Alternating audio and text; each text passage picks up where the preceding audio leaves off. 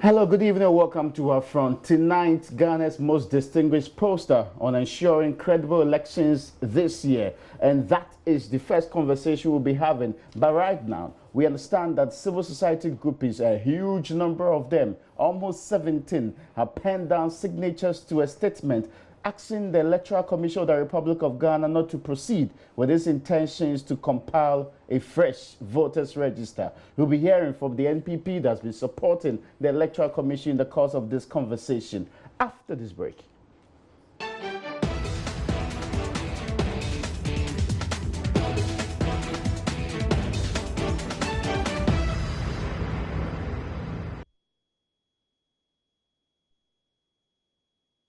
You're welcome back. This is Our Front. My name is Raymond Alqua. So if you are in the Republic of Ghana and you've been following elections in this republic, you cannot miss this man.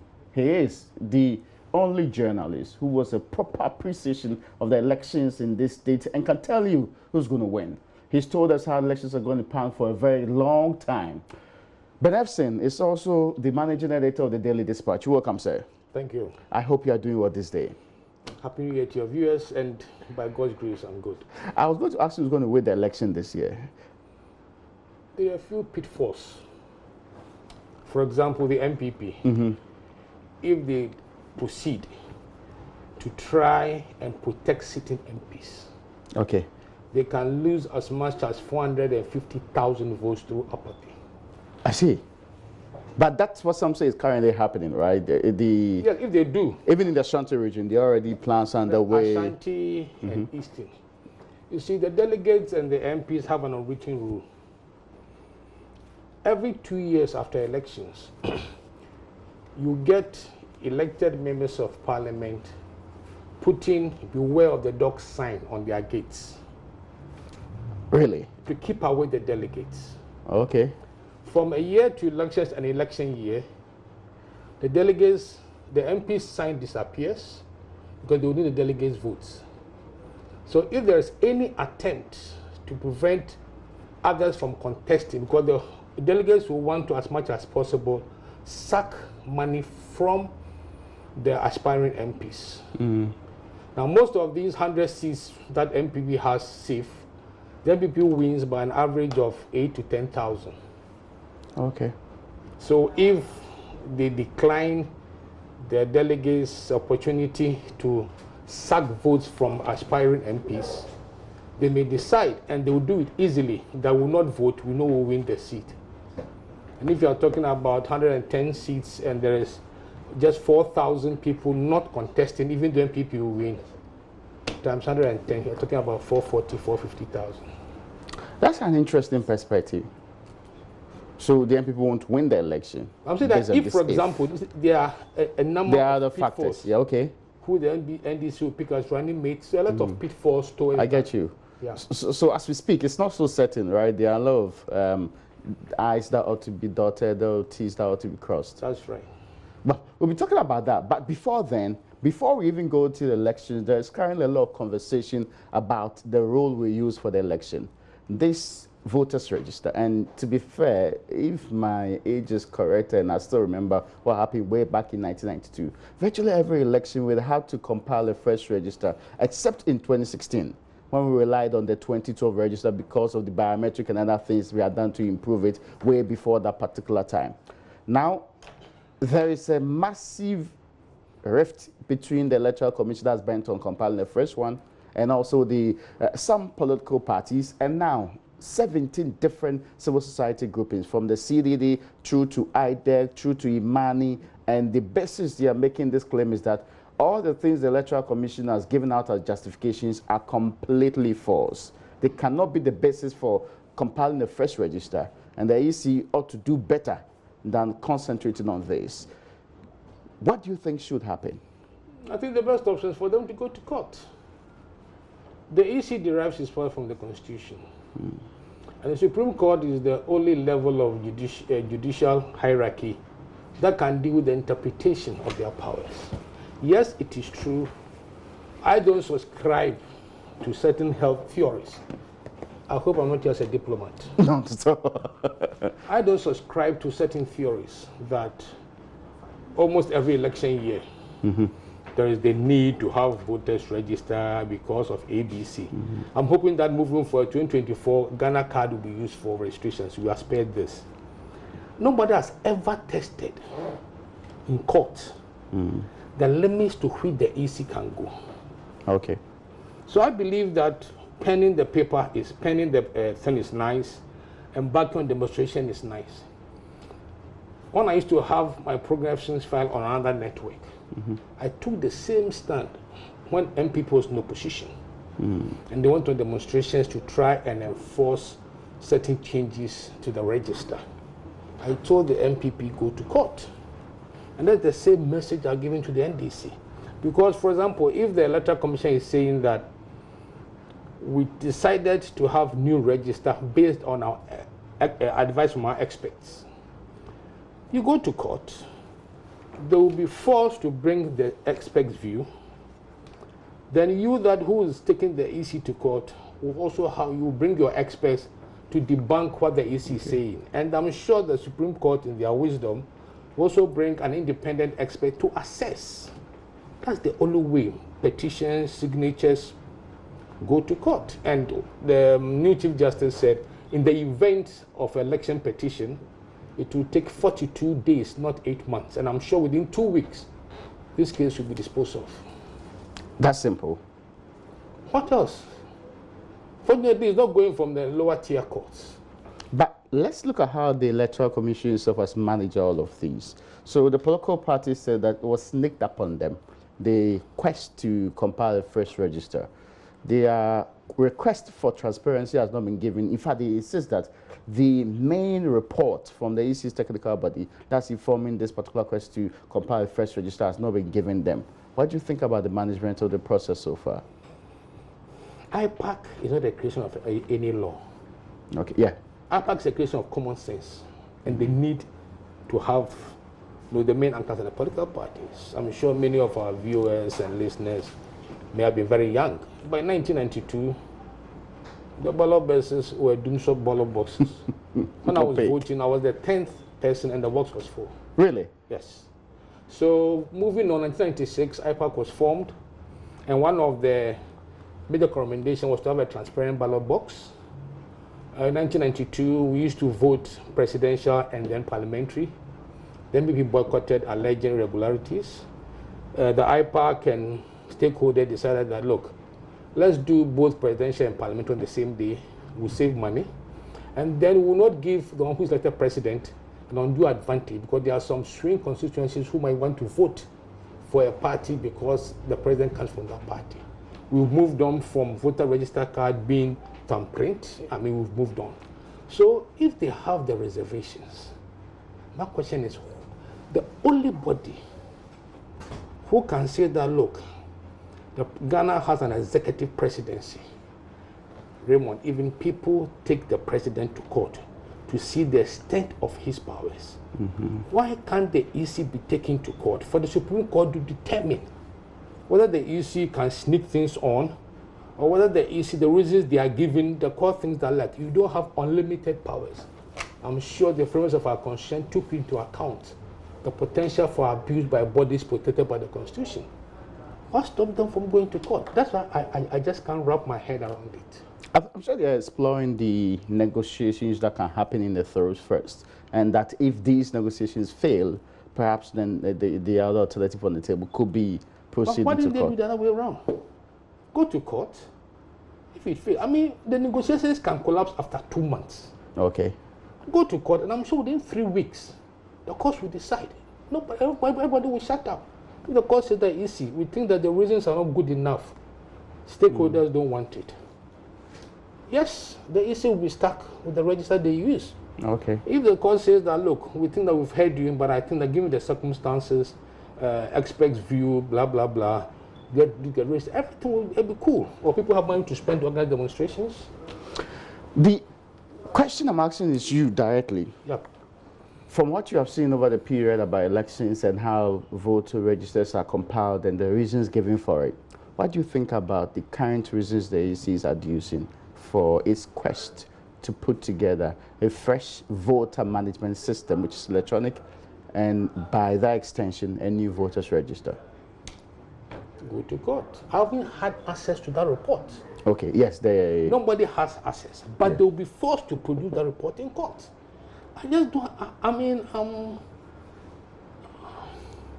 you know, every question you ask, the report. If you go to court, you produce the report. Whatever reason, you have to justify it before court. I don't see why people don't want to go to court. But whatever you are seeking that the EC is protecting their bosom, they can't do that at the Supreme Court. Of course, they'll be asked to present the evidence for their action in there too. Thank you. Now, the understanding many people have around this, and do you get the same idea that it's too late and it will be too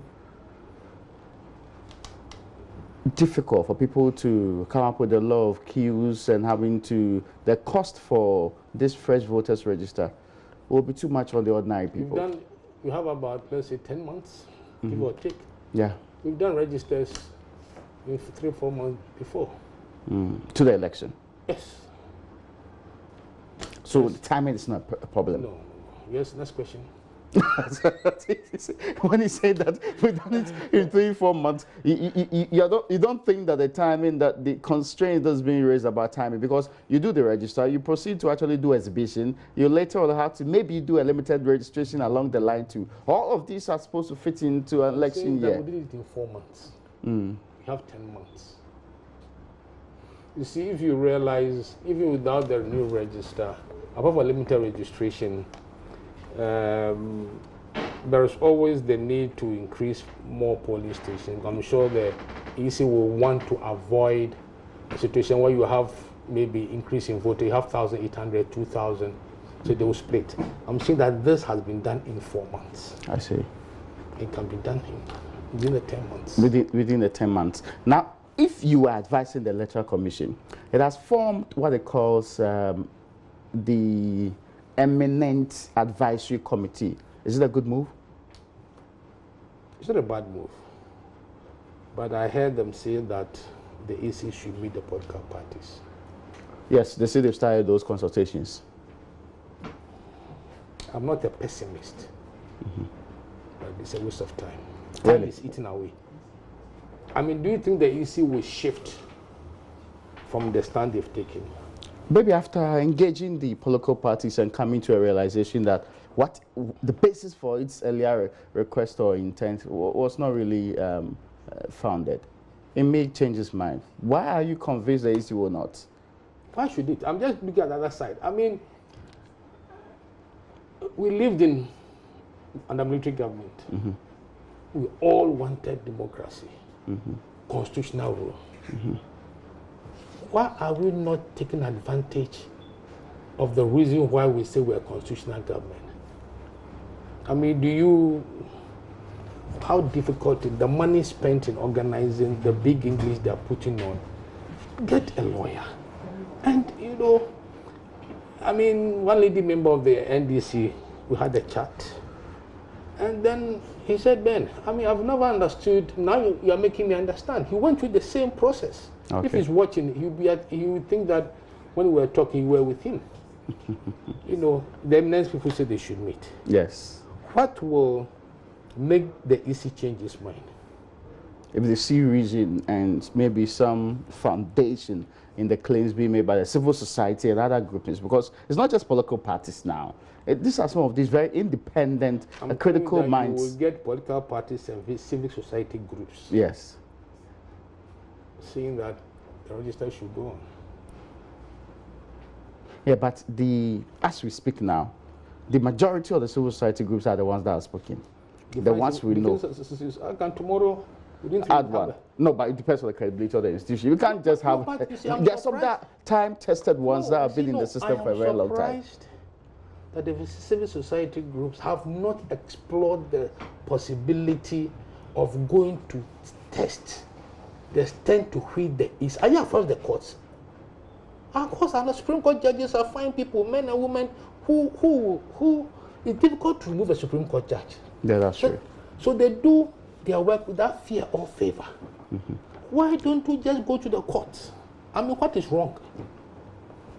I mean, I've always been saying, why not? So if you do the negotiations and hit a stumbling block, then you go to the court.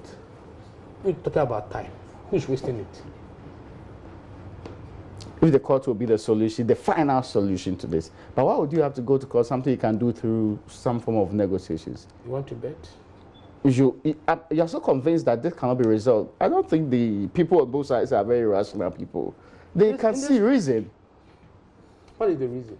The reason here being one way or the other, that they are convinced the EC finally has reasons to compile this register. On the other side, they can also come to the table and say that, well, even if the EC is supposed to compile a fresh register. But one reason they've given, people who have disagreed, is that if they are going to have a data center, a new one will cost $6 million.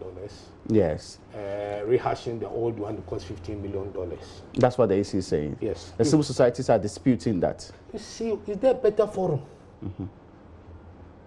than the judges of the Supreme Court are there?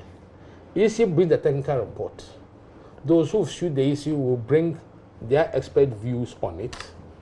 And the judges will look for independent IT. Look, give us an assessment of EC's technical report and the plaintiff's technical report. I mean, you can't force the issue to give the report. Oh, yeah, I guess. Body. It's not because maybe I have a law background, but it makes it so easy. What if you're on a military rule? you have to find someone that means or getting this. So if the you see, that's what I'm saying, that you meet them, EC will not give you the report. Anybody who says, you can see that anytime you throw the other side, I always battle the court, and then you swallow your saliva. The point being made here is that it is too early for litigations in an election year of this sort. It sets a very bad precedent going to the election for trust between the parties in this case. You don't think so? But 2016 happened. Yes. And so Abu Ramadan was in court, there was Muntie 3, all of those heightened tension in the environment. This is a bit easier. Is it not the same path you're suggesting? No, the same path. Yeah. This one is interpretation of the Constitution. Only the Supreme Court does it. Yeah. If the Chief Justice now says instead of 8 months, they put in place mechanisms after the 8 months that election petition will not last 42 days, I'll be surprised if the Supreme Court takes 3 weeks to deal with matters concerning this issue. It's very simple. You'll be forced to produce the reasons for which you base your new register argument on. The plaintiffs should be forced to come with counter IT arguments, and the Supreme Court justices will take a decision that will be binding. I'm sure if they put in 7 justices at the same time and you are knocked out 5-0, you are gone. Now, beyond this voter register conversation, we are already in the election year. Are we ready for election 2020?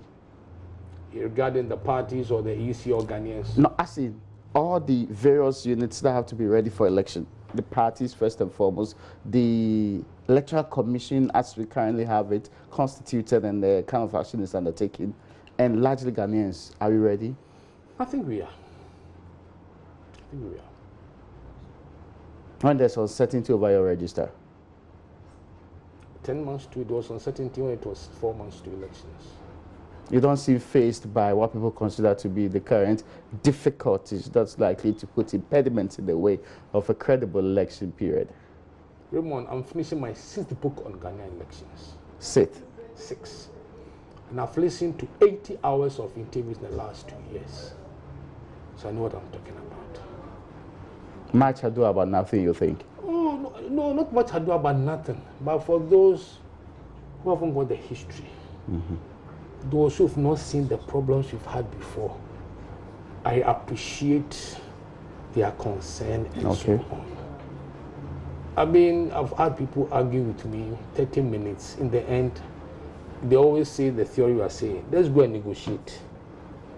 If it breaks down, we'll go to court. I'm saying, to save time, for everybody to be steady, why do we waste even 2 weeks negotiating? The 2 weeks would have been almost been done by the courts. Why don't you go straight ahead? I mean, I'm sure the money that was used for demonstration can pay good lawyers to take the issue to court. I see. Now, let me get this part also clarified. Of course, you're still in January. What are the elements of a credible election? If you want 2020 to be credible, and some choose the expression free and fair, but I think it's a very high standard. What are the elements of a credible election? In my second or third book, one of the cardinal things was that you lose election at the polling station. At police station? Yes. How? In 2012, the Christian Council's report, I think page 24, 25, they had some missionaries coming in from outside at Owo Memorial Polling Station in Ododo in Accra, not in a village in Fanti or North.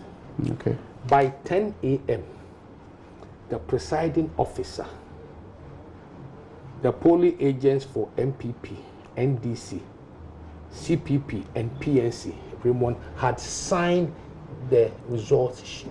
So, 2012? Yes. The election ended at 10 a.m.? No, that ended. People were still voting. So how come they've signed the results sheet? Yes, I'm going to tell you. If MPP decides to appoint Gabi Ochedako, or during NDC time, they appoint Ibrahim Ahmad, the Electoral Commission, I don't care. You lose guard at the polling station. By the time the results get to the Electoral Commission, you are done. Let's say this studio is a polling station. We have 1,000 voters on roll. Average, let's say 600 people vote. Party A has compromised the agent of Party B to sign and he's gone home.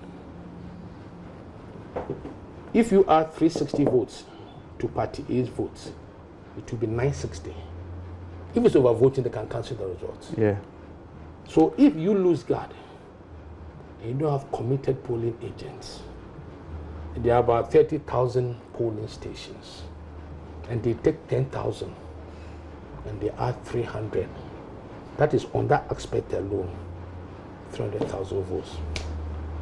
300 has decided elections in this country. In fact, 40,000 votes 40,000, yes. has decided elections before. I mean, so if you don't have committed polling agents, that's what is likely to happen. You just let the person sign, you give him something, he goes.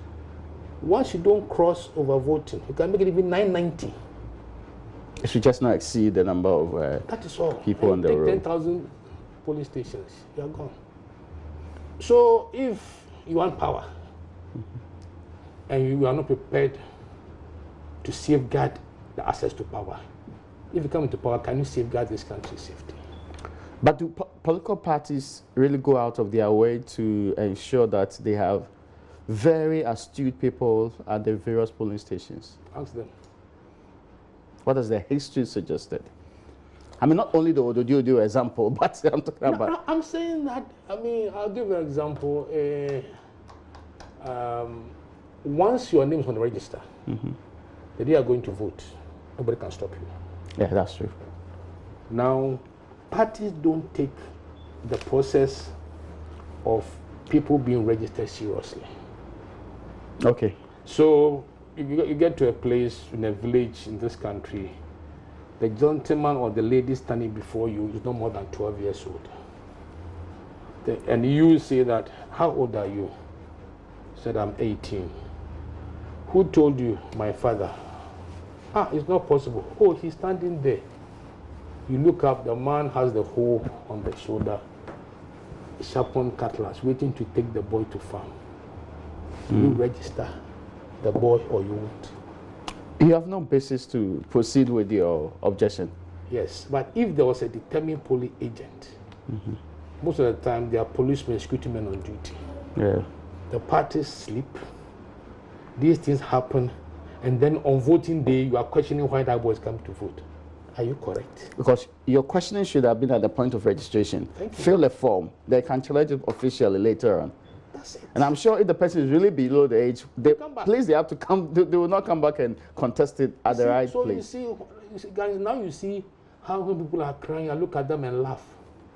They can't be serious. It's easy to, for example, if Ghana at any point in time we decide to fund political parties, I'll form 2 political parties. It's very easy. Really? Yes, you just need 2/3 of offices in 2/3 of the district. You go to a tailor or somebody who sells provisions. How much do you make every month? You give him 20% more. You hire the office for 2 years. By the time the EC comes on inspection, you have offices. Why don't you have people who ought to man these places? Can you get them?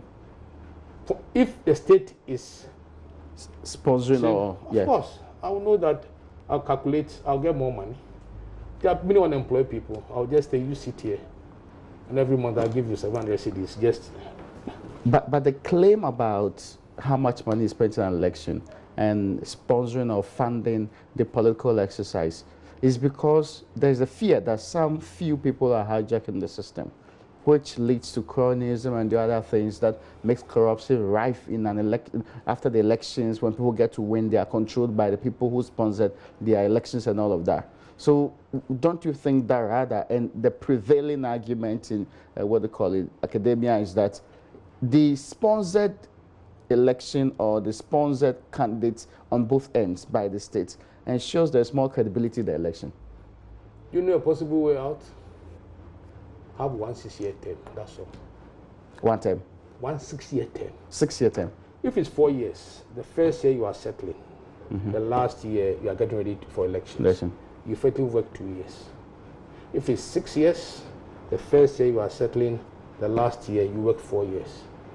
If I'm a politician and you raise $1 million for me and I come to power, can I arrest you?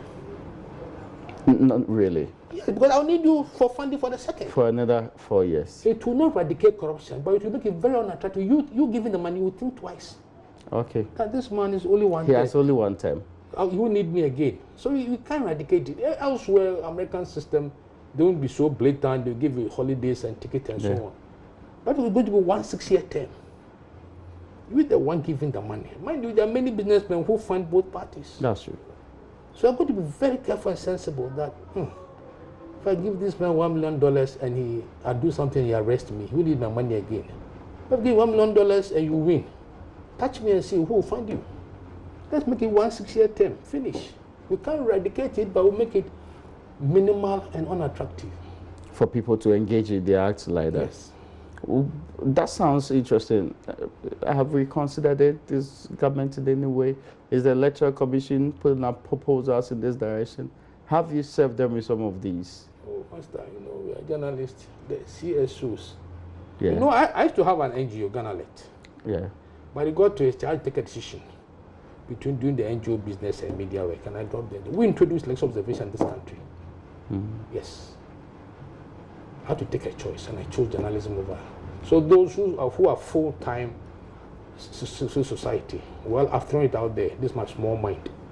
They can take it up and let's see. And let's see how, when it's fleshed, how it's going to. So we're speaking about funding of political parties, which is a big issue because of what people connect it to corruption and all of that. We've also spoken about what happens at the polling station.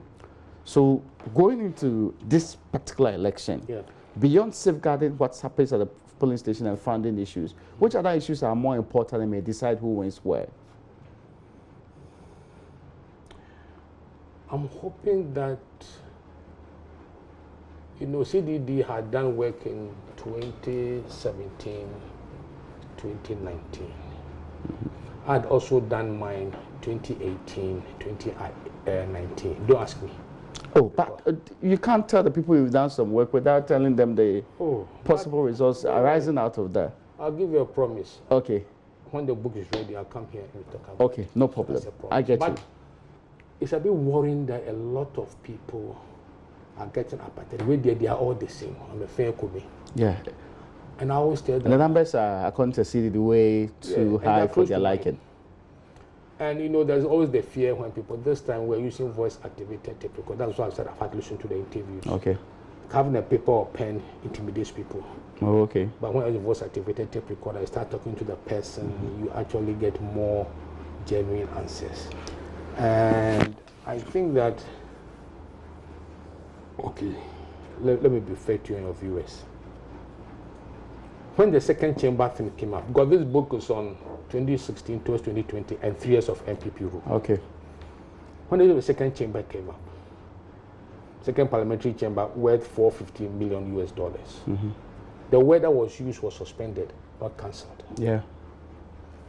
Now, so we did work in 5 constituencies in Ashanti region, where the MPP got on the average 84%.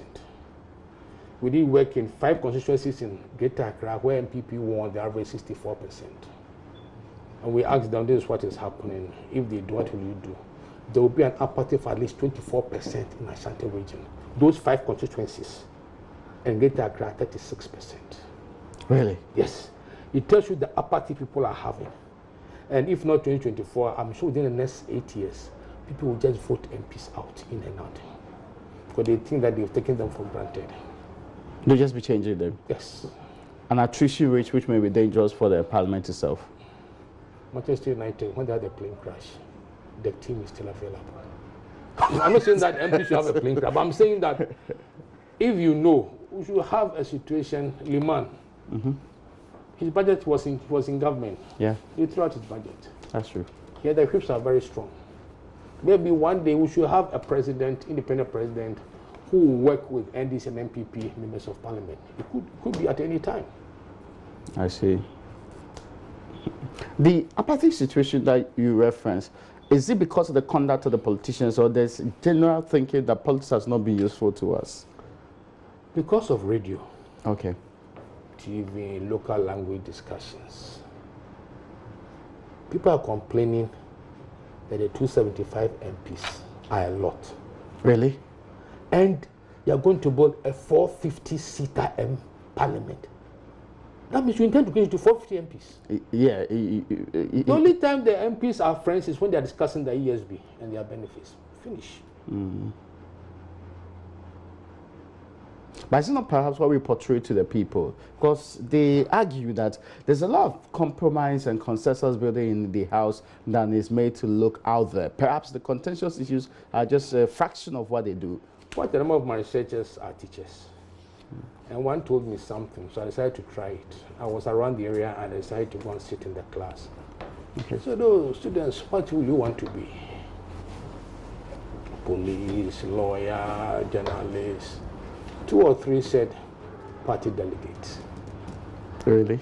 Yes. I said, why? I said, oh, I'll say it in Twi so that I'll not translate it. Oh, me who say the kotua bar, ye zingli na etwetwe no omsesa.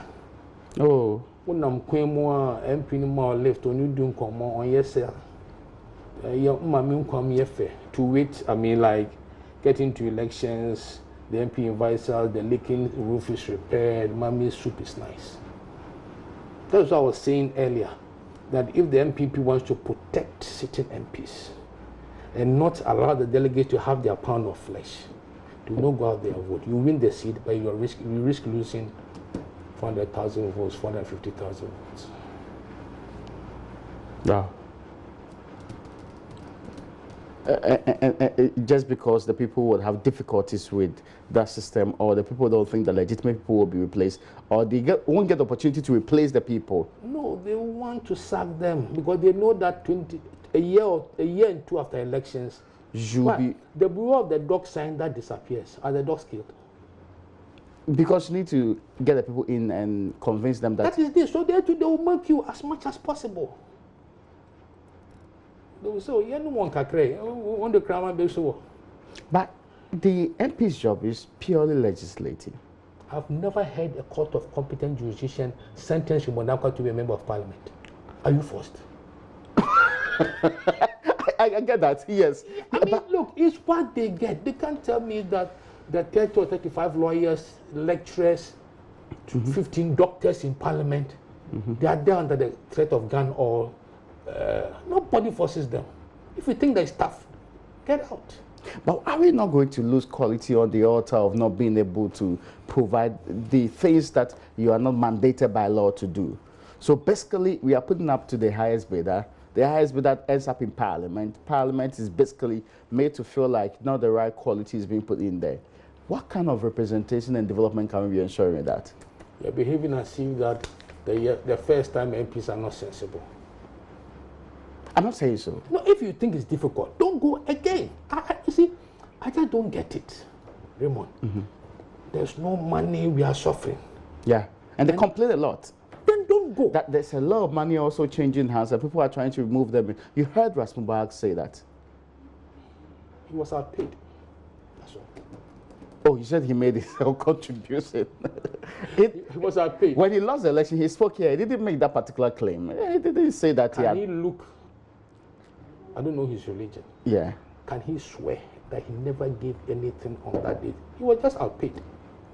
That's all. But that's a very bad practice. You should condemn it. That's not in politics.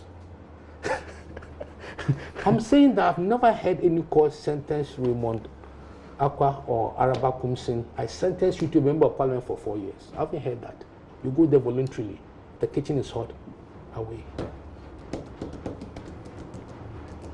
I told you before, I'm not just a diplomat. Yes, I get you. Yeah. I'm not disputing that. I'm just saying that, mindful of what you have done in Ghanaian elections and your pedigree there, you more than any other person should be saying we should stop this practice of monocracy.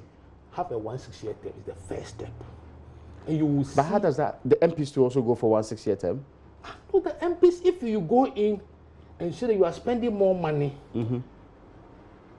than what you are getting, there are people who have opted not to go after 1 term or 2 terms. Yeah. Yes. Regardless of the fact that they would have been better representatives of the people. Well, I'm just telling you the reality on the ground. Are the people active participants in this quest to raise money, in this quest to get them to, what they call it, pumping a lot of money? Or they are opposed to, by your research over the period, the Ghanaian delegates, electorate, the ordinary people, do they support money-infused politics? Are they beneficiaries and willing participants in that system? If the MPs don't put people off the gate soon after elections, I don't think that the delegates will see the 2 years to elections as milking time. Really? Yes. Don't they make irrational demands on the people? Like asking them to produce, pay school fees, asking them to fund people's funerals. I'll give you an MP who decided that he won't go beyond his second term. In his second term, school fees, he said, I haven't got school fees. He will both KVIP and put it on it. So, really? You will see. Oh, that's what they told him? Yes. And by the time they say, I'm not going again. That's progressive. That's what a sensible person does. If you think that if you add up your expenses and your income is negative, why should you stay, Raymond? Will you stay? Yeah, I get that part. I'm just saying that you're also not getting the part that people ought to be staying in parliament, because the US and other places, people in parliament for more than 3 decades. Mind you, US, 200 years of... yeah. We'll get there. I'm sure. Oh, we'll get to that point. Yes, we'll get there. Maybe 8 years time. You get people just changing MPs because they don't trust them. They go, they take care of themselves. And that would lead to better MPs being in the parliament. You go there when you think that you want to take your time. Some say that the parliament, for example, of 1996 is better than the current one. By which yardstick? They say that the quality of the people in there, the kind of Define decisions quality. they made, as in their professional backgrounds and all of that, the debates they are engaged in, their legislative powers. If you are talking about MPs, I would recommend during Leman time. Oh, When he had majority in parliament, yet they threw out his budget. Those are what I would call quality. Have you seen since 92, any government had his budget thrown out, the whips will work, put you in line. Okay, no, of course, it's not happened since then. Yeah. That's for what they call it, an interesting one. I'll take a break. When we come back from this particular break, we continue the conversation with my guest in here. And if you know of elections in this republic, this man has a proper, better appreciation of what happens and what's likely to happen this year too, even with the voters register, when we come back from this break.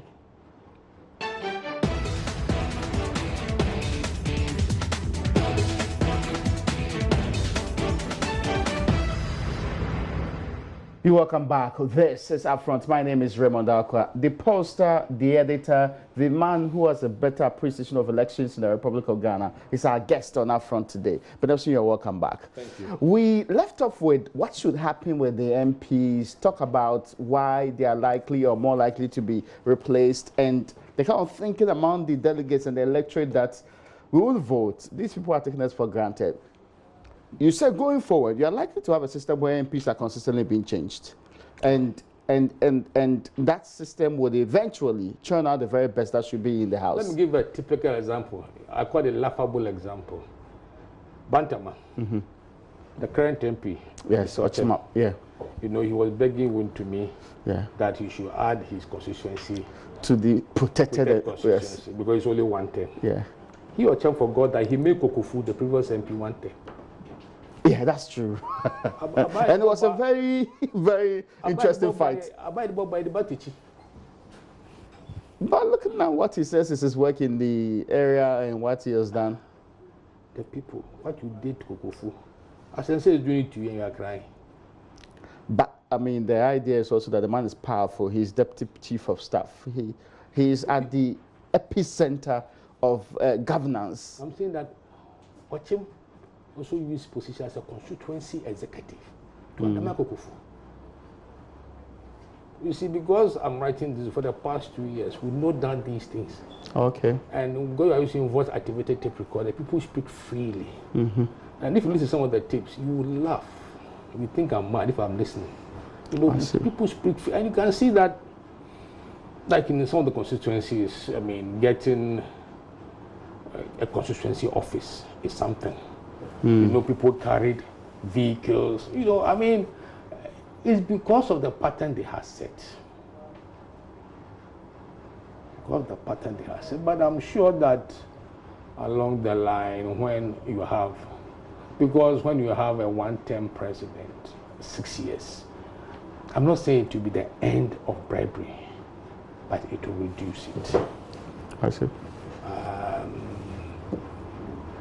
In the Kufuor time, one minister was my friend. He said, "Oh, the president doesn't seem to like him." I said, "But you've been moving from ministry to ministry." He said, "That's why I want a politician.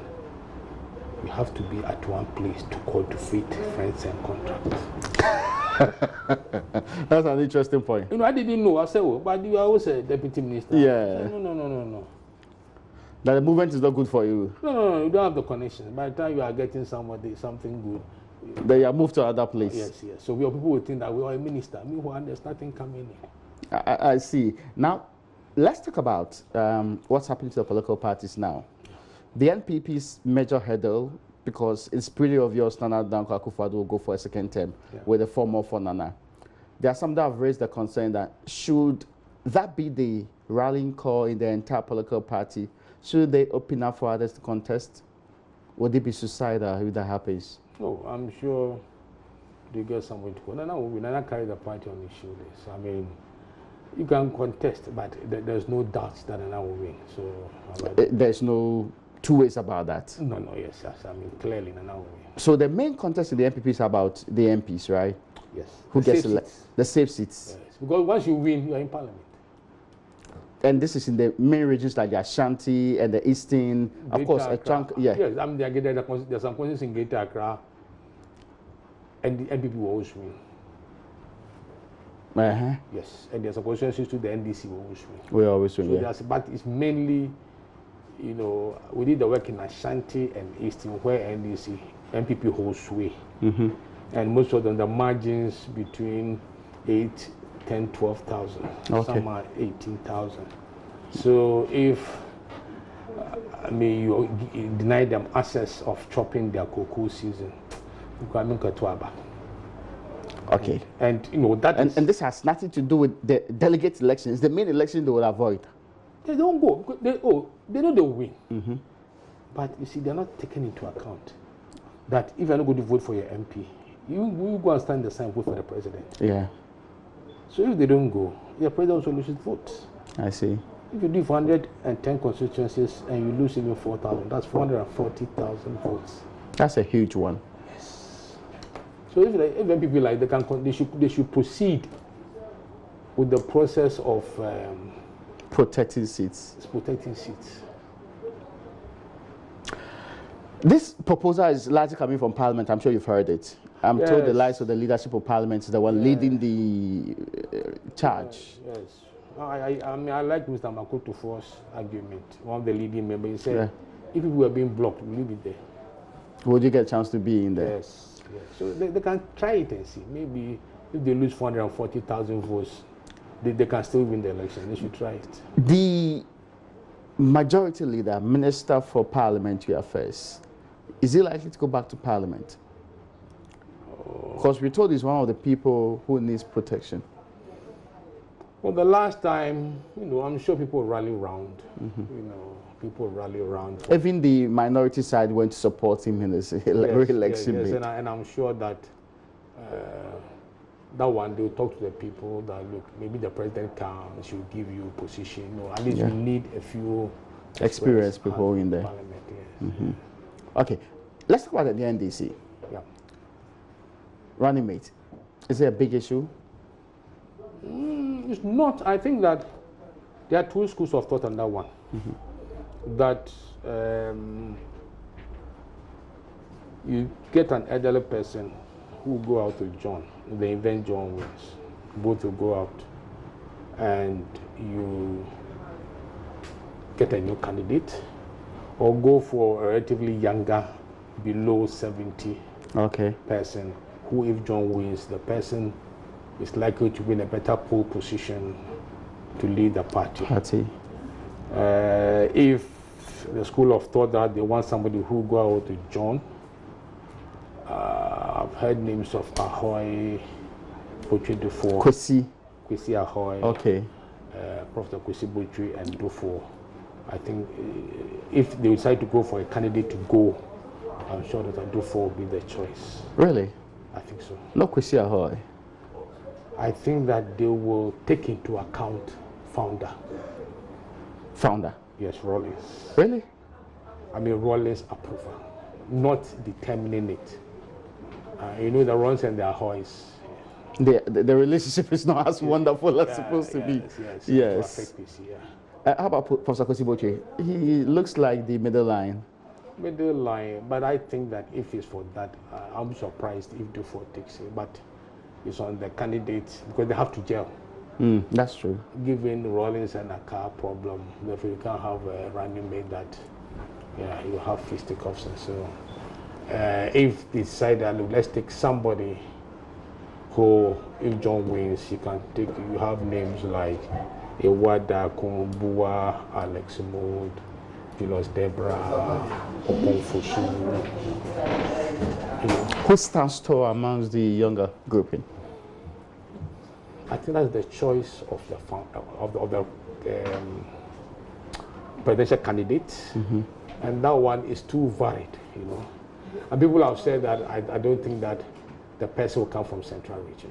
You don't think so? Yes, because if you look for 92, Central Region has always been on the ticket. Yeah. That's 1 or 2. 92 it was Akar's running mate. 96 Moses running mate. 2000 Moses candidate. 2004 Moses candidate. 2008 Moses candidate. 2012 is Akar's running mate and so on. So, and Central is a funny place. I mean, when Moses won 2008, people said that, as you were they voted for Moses because it's not true. When Moses lost to Kufuor in 2000, was Moses from Northern Region or Water Region? He was still from the same Central Region. 2004, was he from Water Region? He's still from the same Central Region. In 2000, when Moses lost to Kufuor, I did work there. Okay. One reason why Moses lost they felt it would be controlled by Rawlings. That's Central for you. Oh, I see. It was the same reason in 2004. What changed it for Moses? Because when Moses won in Central, I did work in the same constituency because Moses rejected the choice of Betty Modidrusu as running mate. Oh, I see. So now that is it. Some people say that Moses won in 2000 because it's a Fanti. He hadn't changed his ethnicity when he lost to Kufuor. So you see, the Central Region doesn't really matter. If you want to take into consideration the ethnicity of 4% is not something you can toy with. I think that with John as the candidate, there's a broad agreement that running mate should come for the broad account group. Yeah. There's that agreement, right? But currently in the account groups, look at all the swing regions. It's only Central that's undivided. Yes, but Central too, you can't think, they shouldn't think that the person will vote for because it's a Fanti. You lie. Really? You lie. But there's no caucus index. I'm telling you, I mean, because no, I'm telling you that people would think that most is a Fanti. Yeah. We lost to Kufuor. Yeah. And I'm saying that I was so surprised. That's why I did work there in 2000 and 2004. 2004, when most won, I did it again. The third one, they said, just in the alphabet yanka, about to nothing. Because he was going to be controlled by Rawlings. That's perception for you. Is the quest for who runs as running mates, is that urgent? Should it be done immediately or later on? NDC traditionally always announce their running mates in election year. And I'm sure within a month, latest end of February, they will announce the running mate. Maybe they take Ramonakwa. When is your book coming out? The third week of February. Well, we'll be looking for that, and I'm sure we can have a conversation around that when it's done. But many thanks to you for joining us here in the studio today. Well, that's where we end today's edition. I didn't come as a diplomat. Yes, that's where we end today's edition of Upfront. Many thanks to you for watching.